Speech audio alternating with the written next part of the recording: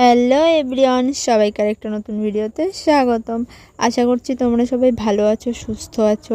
আর আমি কেমন আছি সেটা তো আমি নিজেও জানি না, কারণ আমাকে প্রায় দিনই মাঝে মাঝে ছুটতে হয় ডক্টরের কাছে। আর আগের একটা ভিডিওতেও তোমরা দেখেছিলে যে আমি অন্য একটা জায়গায় গেছিলাম ডাক্তারের কাছে, আর আজকে যাচ্ছি আমাদের বাড়ি থেকে সবথেকে কাছের একটা হসপিটালে।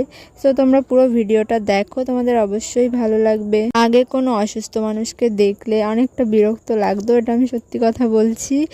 আর বলতাম যে এটা কী করে হলো, কীভাবে হলো। এখন নিজের হওয়ার পর থেকে নিজে সেই জিনিসটা ফিল করি যে অন্য মানুষটা ঠিক কতটা খারাপ লাগে। মানুষের বাইরে থেকে হয়তো কিছুই বোঝা যায় না, বাট ভেতরে ভেতরে অনেক কিছুই মানুষের হয়। আর কম বয়সে যারা অসুস্থতায় ভোগে তাদের তো অনেকটাই বিরক্ত লাগে। যেমন আমারও এই কটা বছর ধরে আমি নিজে বুঝতে পারছি আমার অনেক ধরনের অনেক রকম অসুবিধা হচ্ছে। জানি না কবে সব ঠিক হবে, কি করে কি হবে। আমি তো আমার মাথায় কাজ করে না, কি করব বুঝে পাই না।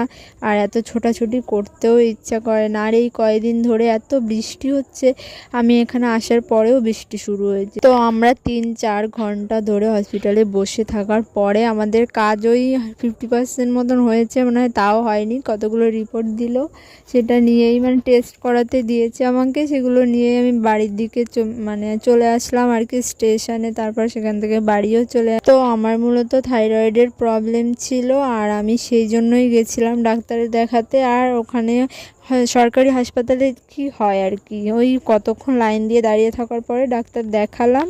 তারা আর কি দুটো টেস্ট দিল, বললো এগুলো করে আবার পরে। আমি তো রিপোর্টটা নিয়ে বাড়ির দিকেই চলে এলাম। আসার সময় মা বলছিল কিছু কিনবি নাকি, তারপরে আমি আমার জন্য একটা জুতো কিনলাম। আমরা অনেক দিন না অনেক বছর আমার ভালো জুতো কেনা হয় না, তাই ভাবলাম মা যখন বলছে একটা জুতো কিনেই নি। তো দেখো এই জুতোটা আমি নিয়েছিলাম। আর আমার যেহেতু হাইটটা শর্ট অনেকটাই, তাই আমার সবসময় উঁচু জুতোই কিনতে হয়।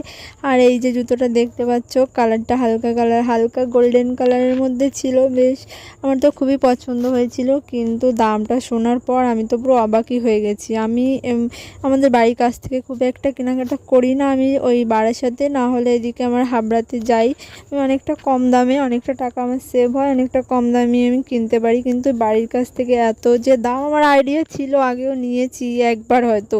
এই জুতোটার দাম অনেক চেয়েছিল, প্রায় 600 টাকার মতো চেয়েছিল। আর আমার মা তো বলে টলে অনেক করে 400 টাকা। তাহলে ভাবতে পারছো তোমরা, 600 টাকার জুতো আমার মা 400 টাকায় এনেছে। এটা মায়েদের দ্বারাই সম্ভব। তোমরা কে কে দোকানে গিয়ে এমন বার্গেনিং করো কমেন্টে অবশ্যই জানিও। তো আমি একটা খুব কথা বলিনি, আমি মাকে জাস্ট একবার বলেছিলাম যে জুতো ভালো লাগছে।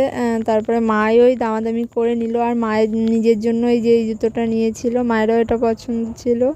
এটাও মোটামুটি ওই 300-350 টাকার মতো নিয়েছে জুতোটা। আর আমরা আজকে দুজনেই বেরিয়েছিলাম ডাক্তার দেখাবো বলে, বাট ওখানে গিয়ে যা পরিস্থিতি, বাপরে। মায়েরও কি একটা প্রেসক্রিপশন লিখে দিয়েছিল ওষুধের, আর কিছু ওষুধ টষুধ মনে হয় দুটো না একটা দিয়েছে, আর একটা বলেছিল বাইরে থেকে কিনে নিতে। মাও ওই মোটামুটি ওই রকম করেই চলে এসছে, আর আমিও চলে এসেছি। আর এত পরিমাণে বৃষ্টি হচ্ছিল বাইরে, আমি সব ভিডিওর ক্লিপগুলো নিতেও পারিনি ঠিকঠাকভাবে বৃষ্টির জন্য। আর বারাসাত থেকে এত ভিড় ট্রেনের, বাপরে। আমরা তো একবার তাড়াহুড়ো করে ভুল ট্রেনেই উঠে পড়েছিলাম, এবার নামতেও পারছি না, এত ভয় পেয়ে গেছি দুজনেই।